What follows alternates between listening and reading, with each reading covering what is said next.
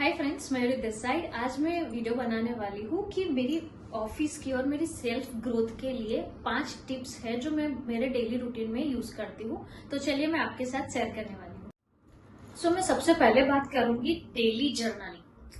ये आप सभी को लगता है कि बहुत सारे लोगों ने वीडियोस भी बना दिए हैं कि जर्नलिंग होता क्या है, राइट, और किसको करनी चाहिए किसको नहीं करनी चाहिए। ज्यादातर वीडियोस इसके ऊपर है, अफर्मेशन आ गया, बहुत सारी चीजें इसमें होती है। लेकिन जर्नलिंग ऐसा होता है कि आप सुबह उठते हो, आपका फ्रेश माइंड होता है, उसी टाइम पे आपको जो थॉट्स आते हैं आपके ग्रो के लिए, कंपनी के ग्रो के लिए, सेल्फ डेवलपमेंट के लिए, तो वो सारी चीजें आप जर्नलिंग वाले पार्ट में आप कर सकते हो, जिसमें आपको अफर्मेशन करना है। जो भी आपको लगता है वो आप कर सकते हो।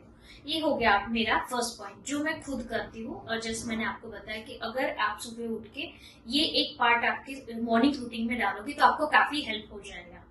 मेरा सेकेंड टिप्स आ रही है टू डू लिस्ट। अगर जब आप आपका टू डू लिस्ट रेडी करते हो पूरे दिन के लिए तो आपका दिन हमेशा अच्छा जाता है। और मेरा काम यही होता है, मैं सुबह उठ के ही जितना मेरा जो भी मॉर्निंग रूटीन है उसी के अंदर मैं टू डू लिस्ट डाल देती हूँ। जैसे मेरे को कंपनी में आना होता है मेरी ऑफिस पे, उससे पहले मेरा टू डू लिस्ट रेडी हो जाता है, जिसमें मुझे होता है कि मुझे कौन से पार्ट में क्या करना है, कंटेंट कैसे क्रिएट करना है, तो उसका किसके साथ बैठ के डिसाइड करना है, क्लाइंट के साथ क्या क्या डिस्कशन करना है, अगले दिन के काम कितने पेंडिंग है, वो सारे किस तरह से करने होते, वो मेरा टू डू लिस्ट होता है। वो भी टू डू लिस्ट में इसी तरह से बनाती हूँ जिसमें प्रायोरिटीज जिसकी ज्यादा होती है वो सबसे पहले होते हैं, और जिसकी प्रायोरिटी कम होती है उसको मैं लास्ट में रखती हूँ, ताकि मेरा जितना भी प्रोडक्टिव काम होता है या टाइम होता है, दोनों के दोनों जो भी फर्स्ट प्रायोरिटीज वाले हैं जिसमें ज्यादा एनर्जी लगने वाली है और मॉर्निंग का फ्रेश माइंड में हम ज्यादा एनर्जी वाला काम कर सकते हैं। जैसे दिन ढल जाता है तो हमारे पास एनर्जी कम हो जाती है।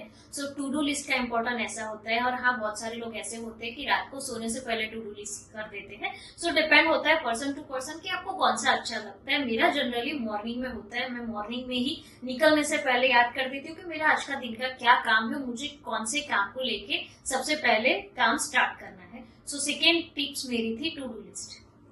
अब मेरी थर्ड टिप है। थर्ड टिप में ऐसा होता है कि मैं कंपनी में आ जाती हूँ, और कंपनी मतलब मेरी जो ऑफिस है वहां पे आके मेरा सबसे पहला काम होता है कि मेरी टीम को, मुझे पता रहता है कि उनको कौन सी स्किल नहीं आती है, उनको मेरी कहाँ जरूरत है, एक्सपर्ट की कहाँ जरूरत है। क्योंकि अगर मेरी कंपनी है तो ऐसा मतलब नहीं होता है कि मुझे हर चीज आती है। कभी कभी मुझे बाहर से एक्सपर्ट को बुलाना पड़ता है, उनका ट्रेनिंग पार्ट ऐड करवाना होता है। मैं खुद बैठे बैठे ऑब्जर्व करती हूँ कि उनको क्या नहीं आता है, उनके लिए हम क्या एड ऑन कर सकते हैं, क्या इम्प्रूवमेंट ला सकते हैं, और उसको लेके फिर हम जो भी काम कर रहे हैं वो काम का एग्जीक्यूशन प्रोसेस कितना इजीली और स्मूथली हो जाता है, जो स्किल नहीं थी उसको ऐड करके।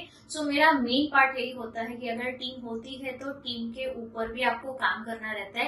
कभी भी टीम आने के बाद ऑटो मोड में मत चले जाना, और एल्स आपके क्लाइंट की गालियां खाने के लिए रेडी हो जाना, क्योंकि टीम को भी डेवलप करना जरूरी होता है। आप कभी ऐसा मत सोचो कि आपने टीम हायर कर दी यानी आपका काम अपने आप हो जाएगा, कभी नहीं होता है। आपको उनको ग्रो करने में और कंपनी को ग्रो करने में आपका इन्वॉल्वमेंट भी एक ऐसा ही रहता है बेस के ऊपर।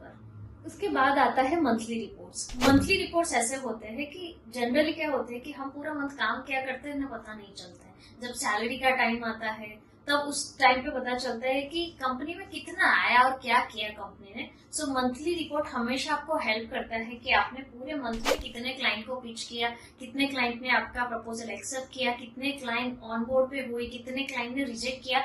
जब रिजेक्शन रेशियो आपका बढ़ जाता है तो आपको पता चलता है कि प्रॉब्लम कहाँ पे आती है, और आप उस प्रॉब्लम के ऊपर काम कर सकते हो। बिकॉज ऑफ एवरी मंथ के बाद अगर आप एक मंथली रिपोर्ट जनरेट करोगे तो आपकी कंपनी का ग्रोथ आपको समझ में आएगा, आपके पास प्रॉपर नंबर्स आएंगे, और आपके पास कितने क्लाइंट है और क्लाइंट को आपने कितने टाइम में उनकी जो भी सर्विसेज आपने कमिटमेंट की थी वो कमिटमेंट के हिसाब से आपने पूरी की है कि नहीं, अगर नहीं की है तो क्या क्या चैलेंजेस आते, वो सारी चीजें आपको रिपोर्टिंग, मंथली रिपोर्टिंग में मिलती है। मेरी ये सबसे टॉप लिस्ट में यही होती है कि टीम के साथ और मंथली रिपोर्टिंग में सबसे ज्यादा फोकस होता है मेरा। अब लास्ट मेरी ऐसी है क्लाइंट मीटिंग एंड नेटवर्किंग। वो कैसे हेल्प करता है कंपनी को ग्रो करने में और मुझे ग्रो होने में। ऐसा होता है कि क्लाइंट मीटिंग हमेशा मेरा प्रेफर ऐसा रहता है कि मैं क्लाइंट मीटिंग क्लाइंट के प्लेस पे ही जाके करती हूँ।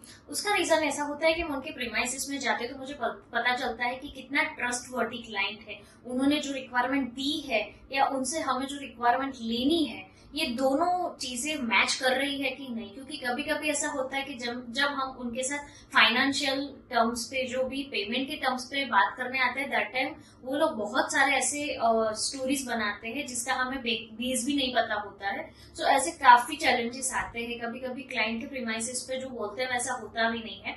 सो मैं हमेशा ट्राई करती हूँ कि क्लाइंट प्लेस पे जाओ, वो विजिट करो, तो मुझे पता चले। आई नो बहुत सारे लोग ऐसे बोलते हैं कि गूगल मीटिंग से आपका काम हो ही जाता है, क्या जरूरत है। पर मुझे वो एक्सपीरियंस अच्छा लगता है क्योंकि मैं वहां जाती हूँ, लोगों को मिलती हूँ। सो वहां से मुझे जानने को मिलता है कि और कंपनीज कैसे ग्रो करती है। आइदर मेरी कंपनी की से भी काफी बड़ी कंपनीज में मैं जाती हूँ, तो मुझे पता चलता है वहां का वर्क कल्चर, वो किस तरह से पूरी कंपनी को रन करते हैं। तो वो सारी चीजें भी मुझे सीखने को मिलती है। एक और नए पर्सन से मुझे मिलना रहता है, और वो मिलने के बाद उनके पास से काफी चीजें सीखने को मिलती है क्योंकि वो काफी एक्सपीरियंस वाले होते हैं और अलग इंडस्ट्री से होते हैं। अगर मुझे ऐसे मौके मिलते हैं तो मैं क्लाइंट प्लेसेस पे जाती हूँ।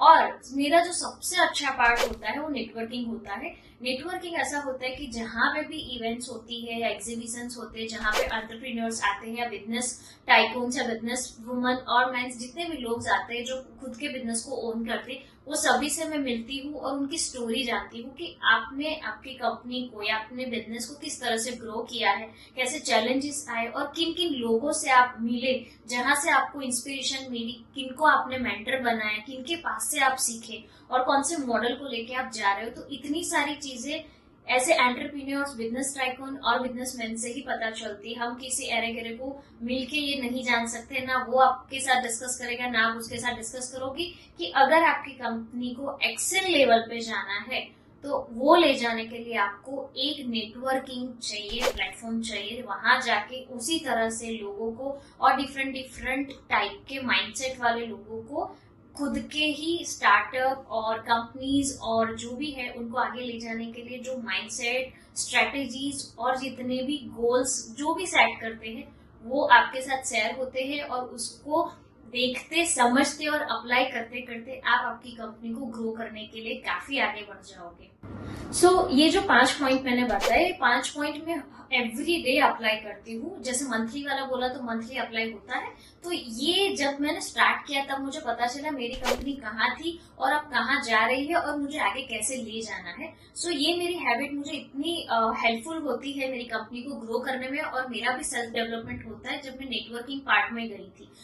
अगर आपको इस तरह का कुछ भी हमारे साइड से जानना है related to business, related to हमारी ऑफिस के एक्सपीरियंस और नेटवर्किंग किस तरह से करना है, वो सारी चीजों के लिए आप हमें कमेंट में जरूर बता सकते हो। अगर हाँ आप हमारे चैनल पे नए हो तो हमारे चैनल को लाइक और सब्सक्राइब जरूर करना, ताकि हम ऐसे ही daily routine life of our office और हमारे लाइफ के एक्सपीरियंस और एंटरप्रेन्योर की जर्नी को आपके साथ शेयर करेंगे। तब तक मैं हूँ साइनिंग ऑफ।